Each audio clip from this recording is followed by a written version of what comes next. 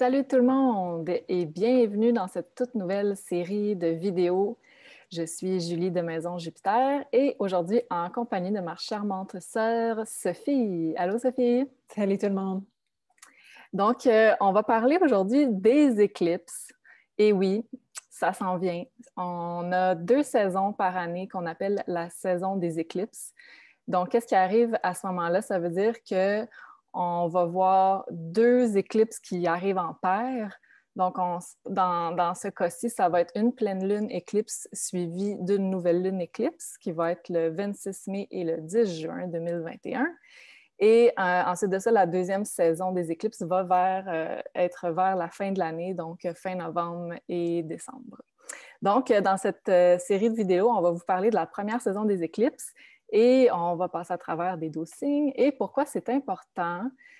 Parce que ça provoque toutes sortes d'événements dans notre monde extérieur, ces éclipses. Donc, c'est là d'habitude où j'ai le plus de messages de gens qui m'écrivent en me disant qu'est-ce qui se passe dans le cosmos? Je vis plein d'affaires intenses. Tout le monde autour de moi vit des choses très intenses, beaucoup d'événements. C'est très événementiel, ça bouge beaucoup. Donc, on a jugé bon de faire une petite série pour parler justement de qu'est-ce que ça pourrait apporter dans votre vie, qu'est-ce que ça pourrait activer chez vous selon votre carte du ciel. Donc, en gros, les éclipses, ça provoque des gros changements de vie et c'est sur le plan individuel, mais aussi sur le plan collectif. Donc, attendez-vous à ce que ça bouge. Ça peut être des changements, c'est ça, comme je disais, au niveau individuel. Je vous donne tout un tas d'exemples, mais vous allez voir, c'est tout aussi positif que négatif. Là. Ça peut vraiment aller dans les deux sens, puisque c'est karmique des éclipses. Karmique égale que c'est comme un peu la façon de l'univers de nous ramener sur notre chemin de vie, sur notre destinée. Donc, des fois, on va le vivre, on va penser que c'est plus négatif, d'autres fois plus positivement, mais en fait, c'est neutre. C'est la façon de l'univers de nous ramener un petit peu sur qu'est-ce qu'on est censé expérimenter dans notre incarnation. Donc, ça peut être, par exemple, un changement de travail, un changement de domicile, une acquisition de propriété, des nouveautés dans la vie amoureuse, aussi des ruptures amoureuses, des naissances, des mariages, des décès, des projets importants. Ça peut être en lien aussi avec les études, ça peut être aussi en lien avec des entreprises, etc., etc., etc. On verra tantôt aussi qu'est-ce que ça pourrait être plus précisément selon votre signe. Donc, vous voyez, c'est vraiment des marqueurs très importants de nos vies qui arrivent autour de ces éclipses-là. On les sent habituellement environ un mois avant la date de la première éclipse. Là. Donc, dès début mai, on peut commencer déjà à sentir cette énergie-là de grand changement. Et ça va jusqu'à des mois après les éclipses. Donc, je dirais à peu près tout l'été. On va pouvoir être sous l'influence de ces grands changements de vie-là.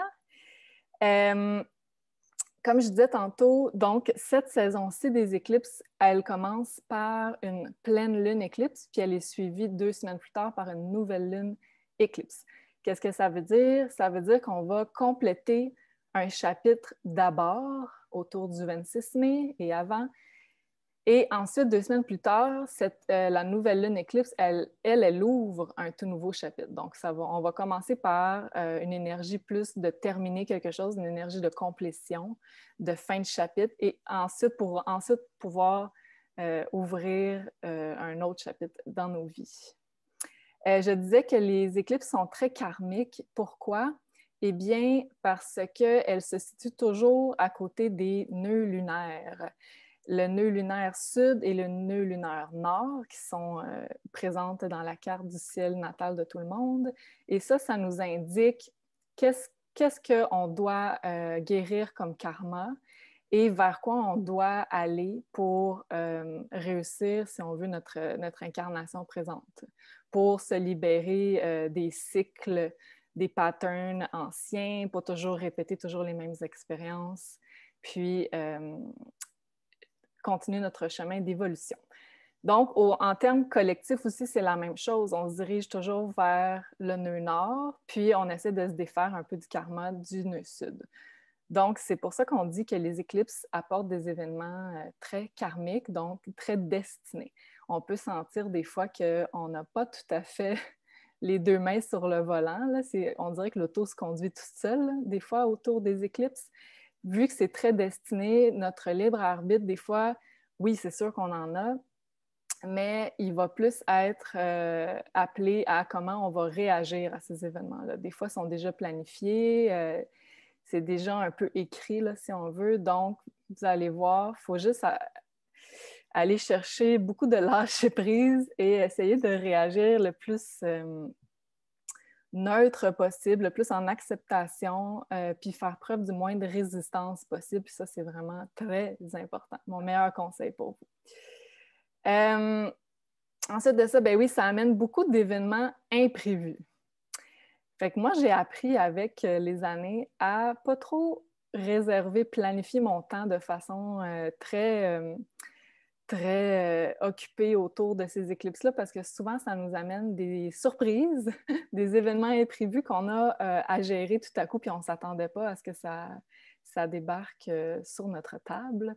Donc, essayez de faire preuve, évidemment, d'adaptabilité le plus possible et puis de libérer votre horaire autour de ces éclipses-là. Vous allez voir, ça va être... vous allez vraiment l'apprécier quand que vous allez avoir tout plein d'imprévus.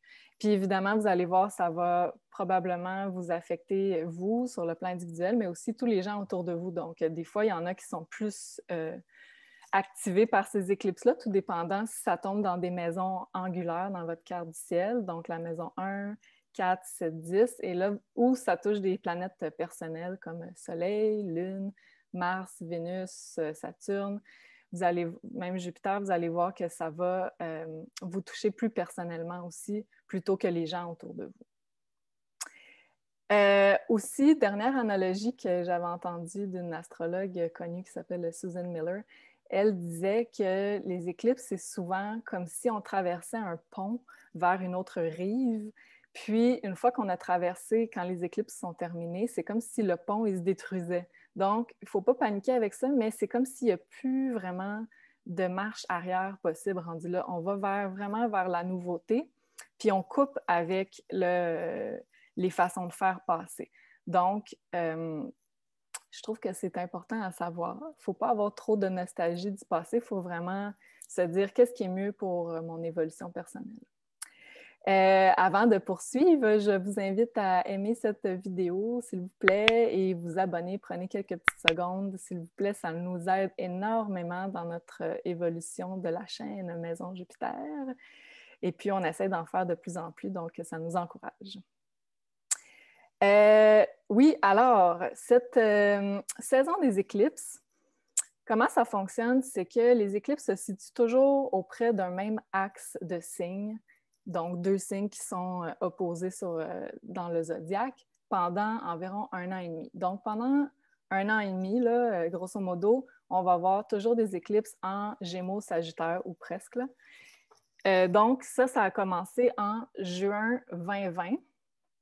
Fait que vous pouvez tout de suite regarder qu'est-ce qui se passait dans votre vie autour de l'été dernier. Ça va vous indiquer un peu c'est quoi les thématiques aussi qui vont être appelées à se poursuivre en termes de transformation pour cette année. Et cet axe-là, on va terminer les éclipses dans l'axe Gémeaux-Sagittaire en décembre 2021. Donc, vous voyez, c'est environ 1 an et demi. Et puis, pendant cette année et demie-là où les nœuds lunaires se situent en Gémeaux et Sagittaire, et où il y a des éclipses, c'est comme si on est appelé à transformer ces thématiques-là pour justement continuer sur notre chemin d'évolution. Et puis, nous, en tant qu'humains, petites bêtes de confort, on a un petit peu de difficulté, évidemment, avec le changement. Si on avait vraiment à choisir, probablement qu'on ne choisirait pas que nos vies se transforment aussi drastiquement à chaque saison des éclipses. Donc, c'est comme un peu la façon de l'univers de faire comme « Allez, hop, vol! » OK. Oui, tu allais dire quelque chose, Sophie? Oui, tu m'as déjà dit que la différence entre une éclipse et une pleine lune ou une nouvelle lune, c'est qu'on peut éviter qu'il arrive quelque chose à une nouvelle lune et à une pleine lune. Mais à une éclipse, même si on vit dans une grotte, il va y se passer quelque chose quand même. On va être rejoint quand même par cette éclipse-là. Tout à fait, tout à fait. Oui, c'est ça. Donc, nouvelle lune, pleine lune, ça apporte aussi des transformations, mais c'est de façon beaucoup plus subtile. Active. Ça peut être subtil, tout dépendant, comme tu dis, si on décide de s'enfermer dans une grotte, si on décide de ne plus sortir de chez nous, c'est sûr que ça va être moins bouleversant, il va y avoir moins de transformations. Mais à l'opposé de ça, une éclipse, qu'on soit enfermé chez nous dans une grotte, ça n'arrêtera pas l'univers pour nous faire amener sur le chemin de transformation, effectivement. Parce que souvent, les autres pleines lunes, nouvelles lunes, ça va dépendre aussi de notre interaction sociale avec les gens, à quel point on décide d'aller out in the world, là, aller hors de chez nous, dans la société, dans le monde. Tandis que les éclipses, ils s'en foutent, hein? Ils vont quand même amener de la transformation sur votre chemin, que vous le vouliez ou pas. Donc, à une nouvelle lune, c'est qu'on sème une intention. À la pleine lune, on la récolte ou quelque chose se termine. Mais un éclipse, c'est vraiment une intervention divine de dire on te remet sur le droit chemin. Tu n'as pas fait le travail ou il est temps de faire ça. Bien, c'est souvent que, comme tu sais, on n'aime pas vraiment se faire bouleverser, on n'aime pas le changement, tu sais, de façon générale, globale. Donc, c'est un peu pour nous obliger des fois à sortir d'une zone un peu statique où on est peut-être bien, mais où, au point de vue évolutif, il ne se passera pas grand-chose. Tu sais. Donc, c'est pour nous pousser un peu hors de notre zone de confort. Et puis, la dernière fois qu'on a eu des éclipses au sein de cet axe-là qui est Gémeaux-Sagittaire, c'était en 2011-2012. Donc, pensez 2011, surtout 2012, qu'est-ce qui se passait dans vos vies, si vous avez eu probablement des gros changements. Puis là, je vais vous parler de l'axe Gémeaux-Sagittaire, donc vous allez comprendre un peu les thématiques qui vont être en jeu ici. Donc, l'axe Gémeaux-Sagittaire, on appelle ça l'axe informationnel. C'est là où on consomme de l'information, c'est notre façon où notre cerveau va aller essayer d'aller apprendre le plus possible de choses, surtout avec le Gémeaux. Puis avec le Sagittaire, on va se construire un système de croyances, on va construire notre perception de l'univers, de la vie. Fait que le signe du Sagittaire est beaucoup plus relié à tout ce qui est religieux, spirituel, parce qu'on parle beaucoup de système de croyances, mais ça va au-delà de ça quand même, de la religion, de la spiritualité. Ça parle de comment on perçoit la vie en général, notre philosophie générale de la vie. Et Gémeaux, c'est comment on apprend, comment on est curieux, on veut s'intéresser à toutes sortes de choses. Comment on consomme l'information, comment on diffuse l'information. C'est beaucoup, l'axe Gémeaux-Sagittaire réfère beaucoup à être étudiant et être professeur à la fois. Puis on sait que dans nos vies, on est toujours un peu les deux de façon des fois simultanée aussi. Là. Des fois, on apprend quelque chose, puis on enseigne d'autres choses. Puis ça peut être sur un plan plus formel en parlant d'école ou de formation, mais ça peut être aussi dans la vie de tous les jours, on est appelé à apprendre des autres, puis aussi à enseigner aux autres certaines choses aussi. Ensuite de ça, vu que l'axe, pas ça du tout que je voulais dire, le nœud nord se situe en Gémeaux et le nœud sud est en Sagittaire, on va se diriger plus collectivement vers des thématiques qui sont plus Gémeaux, à l'opposé du Sagittaire qu'on délaisse un petit peu vu que c'est le nœud sud. Donc, on essaye, Gémeaux, c'est quelqu'un de très curieux, c'est quelqu'un qui veut apprendre sur toutes sortes de sujets.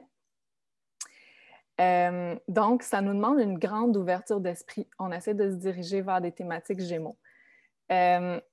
Ça nous permet aussi de développer notre esprit critique qui est vraiment le nôtre et non pas ce qui nous a été inculqué. Parce que Sagittaire, dans le côté un petit peu plus négatif, ça va être un peu comme le dogme, ça va être un peu le preacher, je ne sais pas comment traduire ça exactement, mais celui qui va essayer de nous faire assimiler une certaine façon de penser, qui va prêcher. C'est ça, en fait, c'était ça, prêcheur. Gourou. Gourou, oui, gourou, exactement. Gourou, c'est beaucoup le côté négatif du Sagittaire. Chaque signe, évidemment, a ses deux côtés, le côté plus lumière, le côté plus ombre. Mais là, vu que le nœud sud est en Sagittaire, on essaie de... Le côté ombre du Sagittaire peut ressortir beaucoup. Donc, le côté, on essaye de nous imposer une certaine façon de voir la vie, une certaine...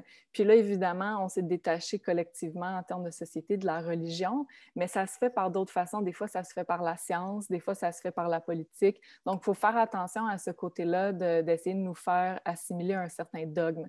À l'opposé de ça, il faut essayer de rester très ouvert d'esprit comme le Gémeaux, qui cherche à s'informer partout de toutes sortes de sources différentes, aussi des sources alternatives, qui cherche à construire son propre esprit critique à travers sa consommation d'informations qui est très vaste. Puis en même temps, le Gémeaux, lui, il ne juge pas. Le Gémeaux, lui, il est content d'avoir toutes sortes de facettes d'un certain sujet, d'être entouré de toutes sortes de personnes qui lui amènent toutes sortes de petits côtés de qualités différentes. Oui, c'est ça. Ensuite de ça, il y a aussi le côté local versus international qui est très important avec l'axe Gémeaux-Sagittaire. Vu que le nœud nord est en Gémeaux, on se dirige vers tout ce qui est beaucoup plus local. Puis vous allez voir aussi en termes d'immobilier, là, ça nous parle beaucoup. Versus international, peut-être que tous les gens qui voyageaient beaucoup avant, ben là, ils sont obligés, évidemment, avec la situation actuelle, à y aller plus local, donc plus peut-être des locations de chalets, des voyages un petit peu plus court terme que long terme. Puis ça, c'est beaucoup Gémeaux. Donc, une grosse emphase sur ce qui est local versus l'international qui perd beaucoup de valeur, même du point de vue de l'économie. Toutes les thématiques qui sont en lien avec l'international, le tourisme, perdent beaucoup de valeur. Ça, c'est beaucoup en lien avec les nœuds aussi. Ensuite, on va valoriser beaucoup plus d'être un touche-à-tout dans la vie en général que de se spécialiser, de faire comme une maîtrise ou un doctorat dans un... Là, je parle d'études, là, mais vous comprenez, ça peut s'appliquer à toutes sortes de choses. Donc, ce qui est beaucoup valorisé en ce moment dans la société, c'est d'être capable de faire plein de choses, d'avoir plein d'habiletés, d'être capable, mettons, de mener un projet de A à Z, puis de faire tout ou presque les tâches dans l'accomplissement d'un projet, versus de faire affaire avec peut-être 100 personnes qui sont chacune spécialisées dans une chose. Donc, on se dirige à être capable d'être beaucoup plus autonome, autodidacte. Autosuffisant. Autosuffisant, oui, exact. Puis ça, on le voit aussi dans nos vies de tous les jours. On essaie d'apprendre, surtout les gens qui ont des entreprises individuelles. C'est vraiment une grande qualité que d'être capable de faire toutes sortes de petites choses versus que d'engager, mettons, quelqu'un pour s'occuper des réseaux sociaux, quelqu'un pour monter un site web, ça se fait évidemment, mais ça coûte beaucoup plus cher. Oui, ça, j'ai dit ça. C'est très bon pour tout ce qui est commerce en ligne avec le Gémeaux. Gémeaux, on parle aussi de médias sociaux, une grande emphase avec les médias sociaux. Toutes les transactions qui se font en ligne, c'est énormément relié au signe du Gémeaux. Même, ça pourrait nous amener des nouvelles façons de voir l'éducation, puis des nouvelles façons d'apprendre aussi. Donc, tout ce qui est, mettons, école alternative, école en ligne, c'est beaucoup valorisé avec le Gémeaux versus le côté Sagittaire qui est plus l'enseignement, mettons, spécialisé, prolongé, tout ce qui est un petit peu plus classique. Donc, ça, c'est un petit peu plus dévalué. Par exemple, il faut faire attention, vu qu'il y a une forte emphase en Gémeaux de ne pas devenir des personnes avec un déficit d'attention, parce que les Gémeaux, c'est un peu un multitask. Là. Fait qu'il est en train d'écouter un film, il texte sur son téléphone, il fait 50 choses en même temps. Fait que j'ai le mot en anglais, attention span, en tout cas, notre niveau de concentration, notre propension à se concentrer sur une certaine chose à la fois, c'est plus difficile. Donc ça, c'est à travailler parce que si on s'en va comme ça, évidemment, ça va limiter notre attention sur toutes sortes de choses. Donc ça, il faut faire attention. Mais ce qui est excellent, c'est tout ce qui est médias sociaux, activités en ligne et versus tout ce qui est des rassemblements en personne, fêtes, festivals, rituels. Ça, c'est très sagittaire. Et puis, vu que le nœud sud est en sagittaire, ben, on s'éloigne de ça. Et ensuite, pour terminer sur mes éclipses avant... Ah non, c'est pas vrai, j'ai un autre petit paragraphe. Il y a un autre événement astrologique, vous m'avez certainement entendu parler de ça plus tôt, c'est le carré Saturne-Uranus qui se fait exactement 3 fois cette année en 2021. Donc ça teinte énormément les éclipses. Le carré Saturne-Uranus, il va être exact pour la 2e fois au mois de juin. Donc, c'est beaucoup dans cette période-là des éclipses, c'est le clash entre l'ancien monde et le nouveau monde, pour faire court. Donc, ça nous force à consommer de l'information de façon totalement différente. On s'éloigne des anciennes façons de faire, des anciennes pensées limitatives, des anciennes façons de vivre en société. C'est vraiment le clash ancien versus nouveau. Donc ça teinte beaucoup aussi, vous allez voir, les éclipses. Donc, je vais passer à travers les deux pour vous dire vite, vite, ce serait quoi les thématiques qui pourraient sortir. Donc, la première, c'est le 26 mai 2021. C'est une pleine lune éclipse. Donc, on disait les pleines lunes, quand c'est une éclipse, pardon, vous pouvez être dans une grotte, vous allez la sentir pareil, parce qu'on dit que c'est comme une pleine lune fois 3 en niveau d'intensité. Fait que vous savez déjà que les pleines lunes, c'est intense. Faites fois 3, vous allez avoir une petite idée. Celle-là, elle va être à 5 degrés du signe du Sagittaire et elle va être à côté du nœud sud et elle fait un carré à Jupiter à ce moment-là. Donc, la première éclipse va vous parler beaucoup de retrouver notre souveraineté dans nos croyances et notre spiritualité. Ça parle beaucoup de comment par le passé, on a pu donner notre pouvoir à l'extérieur, à croire qu'on a besoin d'intermédiaires, mettons, côté religieux pour connecter avec l'univers, avec Dieu, appelez ça comme vous voulez. Mais aussi, ça parle de nos croyances en général. Donc, c'est de retrouver cette souveraineté-là qui va être très importante, surtout que ça fait un carré à Jupiter qui vient d'entrer dans le signe du Poisson. Donc, ça nous parle beaucoup de faire attention aux illusions. Rappelez-vous à ce moment-là que toutes les informations qu'on cherche dans la vie et votre lien à l'univers, il se trouve à l'intérieur de vous et non à l'extérieur de vous. Ça va être une thématique très forte dans cette éclipse-là.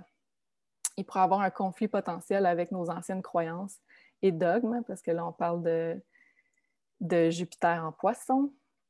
On va clôturer à ce moment-là une grande phase potentiellement d'illusions et de croyances qui sont maintenant rendues désuètes, parce que là, c'est comme si on chemine vers le nouveau monde. Puis là, bien, il y a certaines choses qu'on ne peut pas amener avec nous dans nos bagages. Une autre thématique très importante, ça va être on doit se libérer de nos anciennes pensées limitatives pour discerner notre propre vérité. Celle-là, cette phrase-là, il faut la mettre en gras, c'est vraiment important. Et le remède à cette éclipse-là, c'est de vraiment garder un esprit ouvert. Le Soleil est en Gémeaux, Mercure, Vénus, ils sont en conjonction aussi en Gémeaux, donc accepter l'individualité et les opinions d'autrui, fait que ça va vraiment être de garder un esprit ouvert, le mot-clé de cette éclipse. Ça pourrait être aussi la fin de certaines études, la fin d'une formation, d'un certain rôle d'enseignant, la complétion d'un apprentissage. Ça pourrait être aussi en lien avec le philosophique, le spirituel, l'énergétique, parce que là, on parle de Sagittaire. On peut parler aussi de thématiques qui sont en lien avec l'international, avec Sagittaire, donc la complétion de quelque chose, peut-être un voyage, quelque chose qui est en lien aussi avec l'étranger. Et on peut aussi parler de démarches légales, de tout ce qui serait en lien avec le côté plus justice légale, internationale, peut-être la fin d'un processus de demande de citoyenneté, par exemple. Et ensuite, la deuxième éclipse, qui va être le 10 juin 2021, donc 2 semaines plus tard, elle sera à 20 degrés du signe du Gémeaux avec le nœud nord. Et puis, on aura aussi tout vraiment collé sur cette éclipse, Mercure qui sera rétrograde. Et bon, alors, ça va parler ici de nouveaux projets, parce que là, on a une nouvelle lune dans le signe du Gémeaux, une nouvelle lune éclipse en plus, fait qu'on ouvre vraiment un grand chapitre au point de vue information, apprentissage, connaissance. Mais là, on a Mercure rétrograde. Donc, vous comprenez que... Et ça fait un carré à Neptune en Poisson. Donc, il faut faire attention parce que là, à ce moment-là, oui, on va avoir envie de me faire un pas dans le nouveau monde, dans un nouveau chapitre, puis on va être plein d'entrain et d'effervescence. Mais il va falloir faire attention parce qu'il y a potentiellement beaucoup d'illusions, puis il va y avoir peut-être un manque de réalisme aussi. Donc, je vous encourage à vous sentir plein d'espoir concernant ce nouveau départ-là, mais attendez, si possible, avant de faire des grandes décisions ou de décider de s'investir dans quelque chose après que Mercure termine sa période de rétrogradation, ce qui serait autour du 22 juin. Par contre, si c'est quelque chose du passé qui revient, parce que quand c'est Mercure rétrograde, on parle souvent de possibilités, d'opportunités du passé qui reviennent dans notre présent, ça pourrait être bon lors de cette éclipse. Donc, c'est ça, le carré à Neptune, il faut faire le tri entre illusion et réalité. Ça va être très difficile sur le coup. Là, on va vraiment être comme dans un autre monde. On va penser complètement différemment. Donc, attention à se laisser trop flotter par ce nuage qui est l'éclipse. Mais par contre, les choses qui seront commencées autour de cette éclipse-là, une fois que la brume va se dissiper, ça va être supporté par Saturne. Donc ça, c'est excellent parce qu'on parle de construire pour le long terme avec Saturne. Ça pourrait parler d'un nouveau projet. Si c'est le cas, je vous conseillerais d'attendre avant de l'annoncer, avant d'en parler, puisque Mercure est rétrograde. Ça peut parler de n'importe quoi qui est en lien avec les communications, vu qu'on parle de Gémeaux. Aussi de petits déplacements, de petits voyages, de nouveaux apprentissages. Et ça va être une éclipse qui va être en sextile à Chiron. Donc, on peut parler de guérison de limitation mentale qui est en lien avec le passé, qui nous empêchait de passer à l'action. Donc, ça, c'est excellent. Donc, voilà, j'ai terminé cette extrêmement longue intro. J'espère que vous avez tenu bon jusque-là. On va passer maintenant aux signes plus en détail pour voir qu'est-ce que ça pourrait activer chez vous selon votre signe. Donc, on vous recommande de regarder votre ascendant, le signe de votre ascendant et votre soleil. Si vous ne savez pas quel est votre ascendant, allez voir la toute première vidéo de Maison Jupiter. Je vous montre comment faire ça très simplement. Et en troisième lieu, vous pouvez aussi regarder le signe de votre lune. Ça va vous donner une indication sur le ressenti plus intérieur de cette saison des éclipses. Chers Capricorne, allons voir ce que ça va activer pour vous, ces deux éclipses dans votre cas. Alors, la première éclipse, qui est une pleine lune en Sagittaire, tombe dans votre maison 12.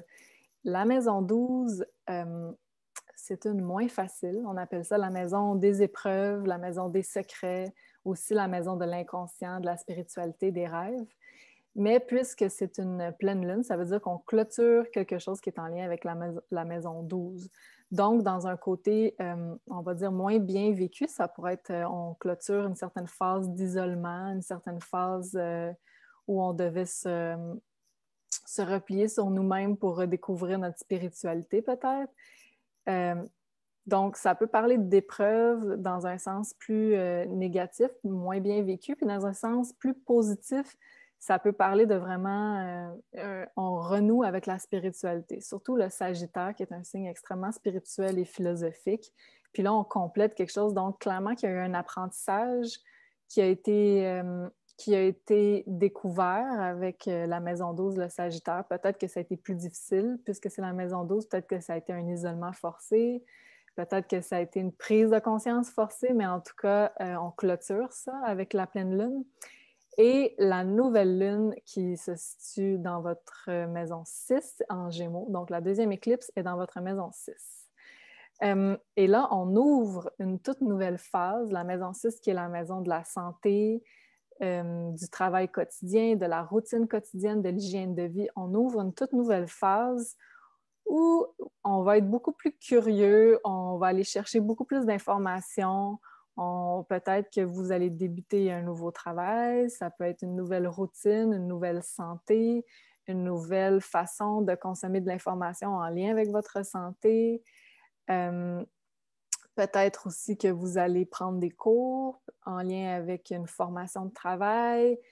C'est beaucoup plus positif, en tout cas, cette deuxième éclipse, parce qu'on ouvre une phase, puis là, ça va vous demander d'intégrer un peu ces deux maisons-là. Donc, maison 6, maison 12, c'est de prendre soin de votre corps physique, d'être conscient que vous êtes incarné dans un corps physique pour expérimenter la vie, mais en même temps, vous n'êtes pas seulement un corps, vous avez aussi une âme, un esprit, appelez ça comme vous voulez. Donc, il faut vous honorer aussi votre côté plus spirituel. Puis ça peut être tout simplement en vous accordant du repos de temps en temps. La maison d'eau, c'est aussi de ralentir, de ne pas tout le temps être dans le métro, boulot, dodo. Méditer, ça peut être super bon pour vous. Une pratique spirituelle, soit du yoga, de la méditation.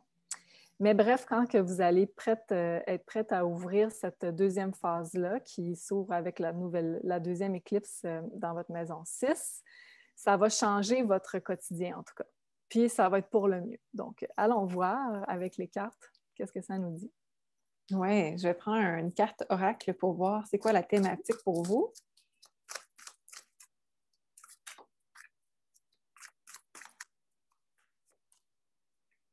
On a la déception, ce qui va assez bien avec la maison 12, mais au moins, ce que j'aime, c'est que la maison 12, comme tu disais, c'est la clôture de quelque chose. On clôture quelque chose et ensuite, on passe à du positif qui va rentrer. Ouais. C'est positif, là. Ensuite, on va prendre 2 cartes pour qu'est-ce qui sort de votre vie. On a le magicien, donc qui est le battleur.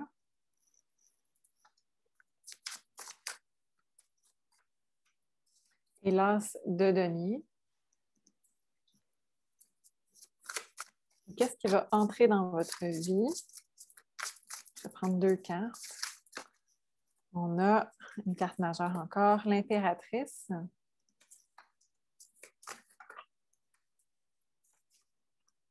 Et une autre majeure qui est le jugement. Oh, je pense que c'est le plus de majeurs qu'on a eu à date. Oui. Ça brasse pour nos amis les Capricornes.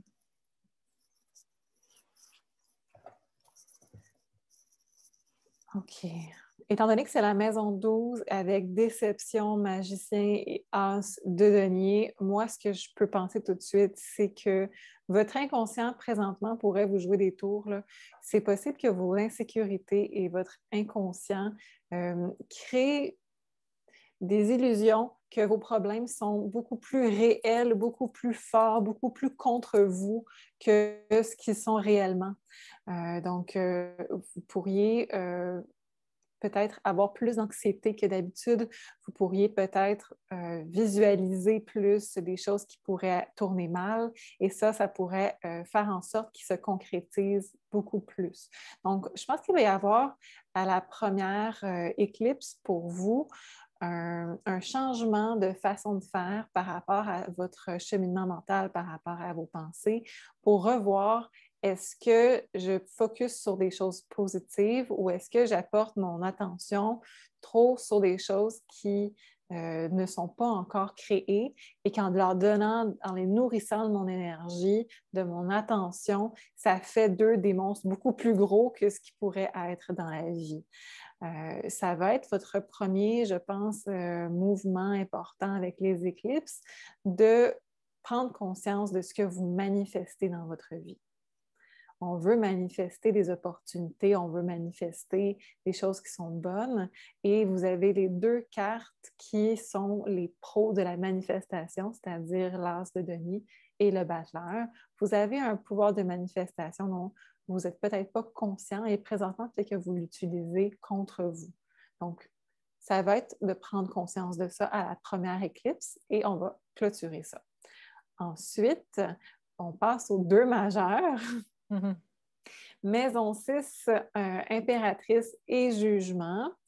Moi, tout de suite, ce que je peux voir, c'est que c'est un processus qui va vous faire grandir énormément. C'est un processus qui pourrait prendre de l'ampleur avec du public.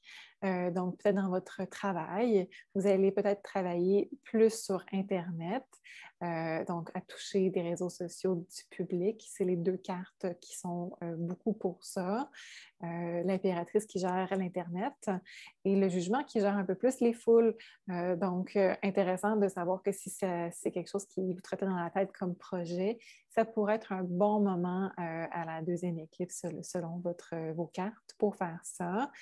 Intuitivement, je vous dirais aussi, si vous avez envie d'avoir des enfants, deuxième éclipse, ça pourrait être un bon moment pour ça.